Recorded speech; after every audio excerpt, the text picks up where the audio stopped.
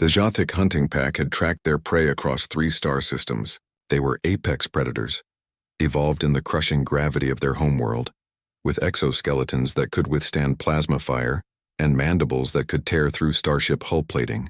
In the galactic hierarchy of predators, they sat comfortably at the top. Until today. Captain Arden Locke crouched behind the twisted wreckage of his scout ship, one hand resting on the thick fur of Wolf Kane's neck. The wolf's yellow eyes tracked the movements in the darkness beyond their makeshift shelter, ears swiveling to catch every sound. Around them, the toxic atmosphere of the abandoned mining colony hissed and whispered through broken structures. "Easy, boy," Arden murmured, feeling the tension in Kane's muscles. The wolf was nearly as tall as Arden's waist, a product of genetic engineering that had restored Earth's ancient dire wolves from extinction. But Kane was more than just muscle and fang. He was pack. He was family. The Jothic commander, Skravik, chittered with amusement as he broadcast across all frequencies. "Little mammal you cannot hide. We have hunted across 1,000 worlds. We have tasted the flesh of champions from every warrior species in the known galaxy. Your ship is destroyed. Your weapons are depleted. Surrender, and we will make your death quick." Arden checked his plasma pistol. 3 shots left. He looked down at Kane, who met his gaze with an intelligence that still surprised him after 3 years together.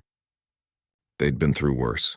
The siege of Titan, the Proxima ambush, the long, dark month stranded on the ice moon of Hades 7. "We don't do surrender, do we?" Arden said quietly. Kane's lips pulled back slightly, revealing teeth designed to crush bone. The first Jothic warrior rushed their position with the overconfidence of a species that had never known defeat. It moved with terrifying speed, its 6 legs carrying its armored bulk across the broken ground in powerful strides.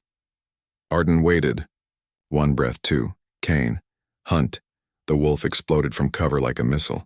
The Jothic barely had time to process the threat before 200 pounds of engineered predator struck it at full velocity. Kane's jaws clamped around one of the creature's leg joints where the exoskeleton was thinnest, and with a twist of his powerful neck, the joint shattered. The warrior shrieked, a sound that echoed across the colony. Arden followed up with a plasma shot to the creature's sensory cluster, and it went down. The remaining Jothic fell silent. "Impossible," Skravik's voice crackled over the comm. "No prey fights back with such ferocity.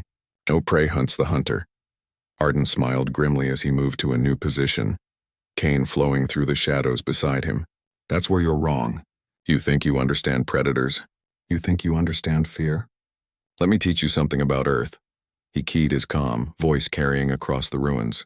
"For millions of years my species hunted in packs. We didn't have claws or armor or natural weapons. We had endurance. We had intelligence. And we had them," Kane growled, low and resonant, a sound that spoke to something ancient in the DNA of every predator. "We took wolves, creatures that could kill us, creatures that were apex predators in their own right, and we didn't conquer them. We befriended them. We made them family. We made them pack. For thousands of generations we hunted together. We protected each other. We became something neither of us could be alone." 2 more Jothic tried to flank them. Kane sensed them before they appeared, his enhanced senses reading the minute vibrations in the ground. He barked once, a sharp warning, and Arden spun, firing his second-to-last shot. The plasma bolt caught 1 warrior in the joint between head and thorax. The second warrior lunged, but Kane was already moving. He went low, using his smaller size as an advantage, slipping under the creature's guard to tear at the vulnerable joint where the leg met the body. The Jothic tried to shake him off, but Arden was there, using the last of his plasma charge to finish what Kane had started. Silence fell again. 3 Jothic down. At least 4 more remained, including Skravik. "You're hunters," Arden called out, reloading his pistol with a scavenged energy pack from the wreckage. It would give him maybe 2 shots. "But we're something you've never encountered before. We're not just predators. We're pack hunters who bonded with other predators. We made friends with our competitors and became unstoppable." Kane pressed against Arden's leg, and Arden felt the tremor of a growl building in the wolf's chest. Multiple targets, surrounding them. "The thing about humans," Arden continued, checking his angles, "is that we're persistence hunters. We don't give up. We don't surrender. And we never ever abandon our pack." The Jothic attacked in a coordinated rush, all 4 remaining warriors at once. It was a desperate move. the move of predators who had finally encountered something that frightened them. Arden and Kane moved as one, a unit forged through years of trust and survival. Kane drove left, forcing two warriors to adjust their approach. Arden went right, his pistol barking twice in quick succession. One warrior fell, then another.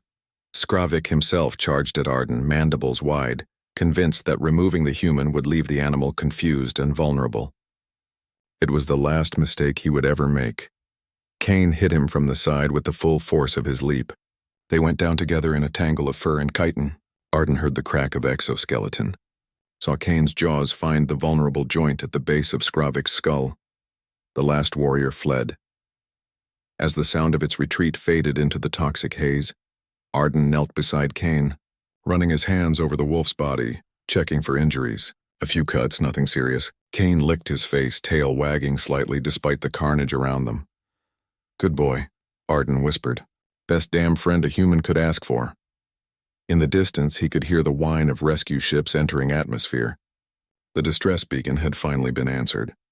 But as Arden sat there in the ruins with his companion, he thought about Skravik's last moments, the sudden understanding in those alien eyes. The Jothic had believed they understood fear.